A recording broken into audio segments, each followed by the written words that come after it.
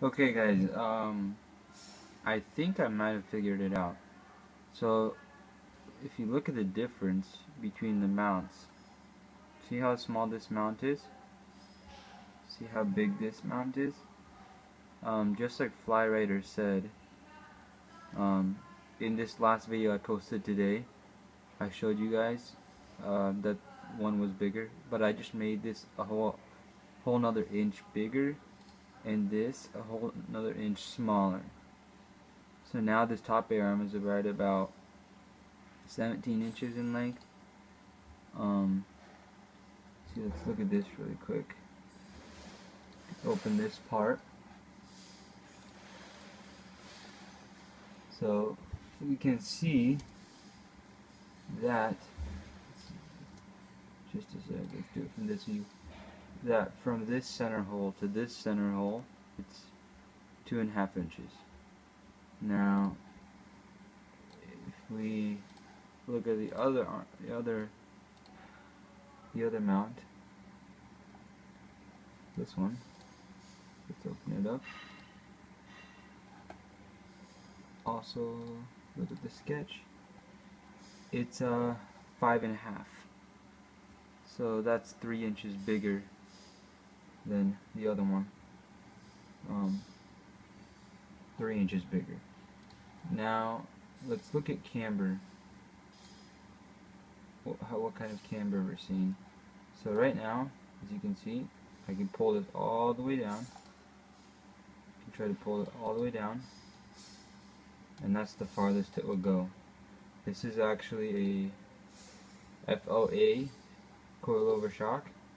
I don't have the actual spring on here right now because I don't really need to model it. I just took the dimensions they have on their website, the full extended length of shock and the full compressed, and I just made a little cylinder and a shaft and then a limit distance mate that limits the distance to only 10 inches, and all the numbers match up exactly to their numbers.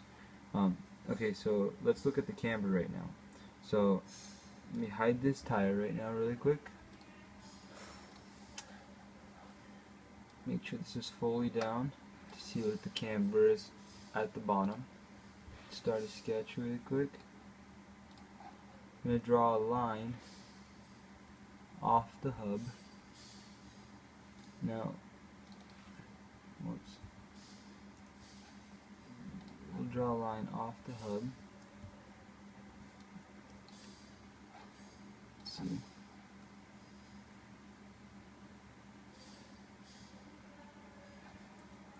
For some reason it's not. Just a sec. For some reason it's not grabbing that point. Make sure that it's exactly centered.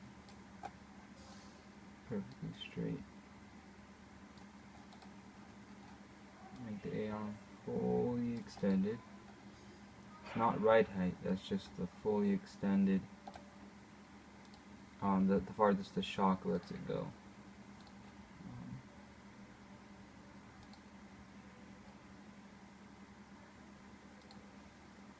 And then we follow that line, and now we make a vertical line. Now we can measure the distance between that line and that, and it looks like we have 3 degrees of camber. Let's see.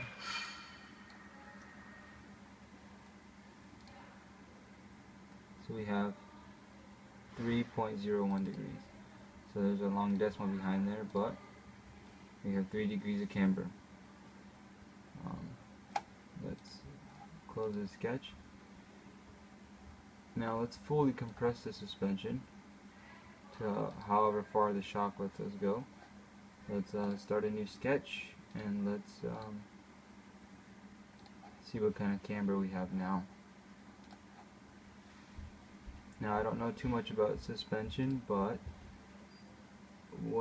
I think what you guys want me to do is get camber so that when the suspension compresses, I get negative camber gain so that my wheels are more tilted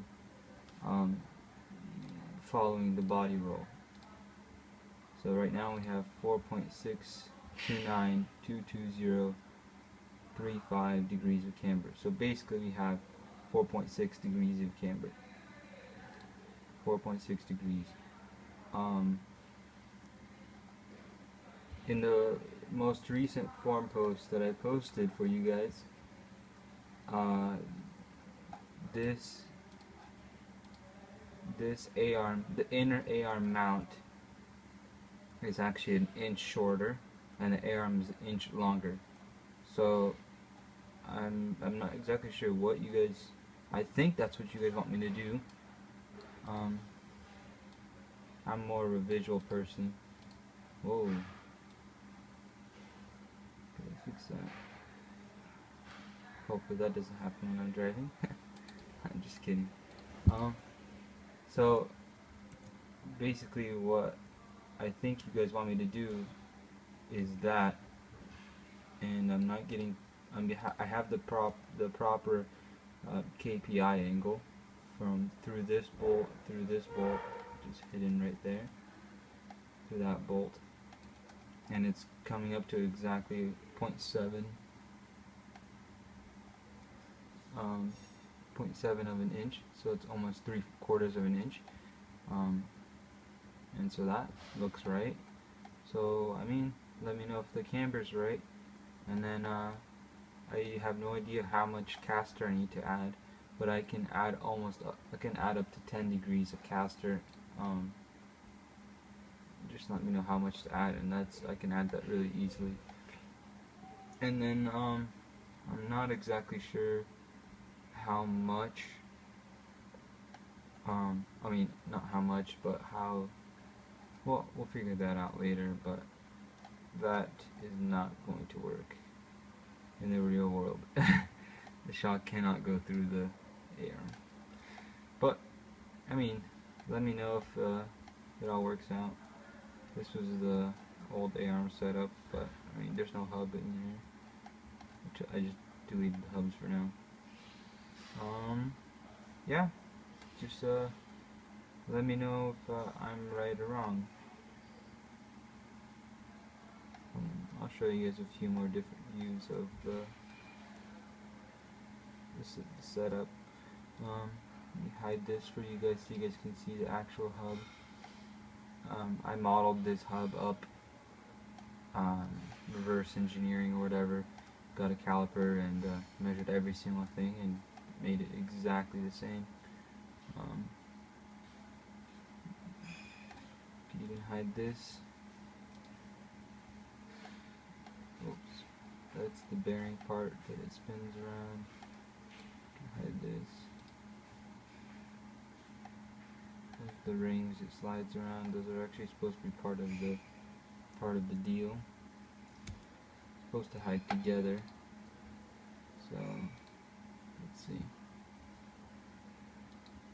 That's the whole assembly. But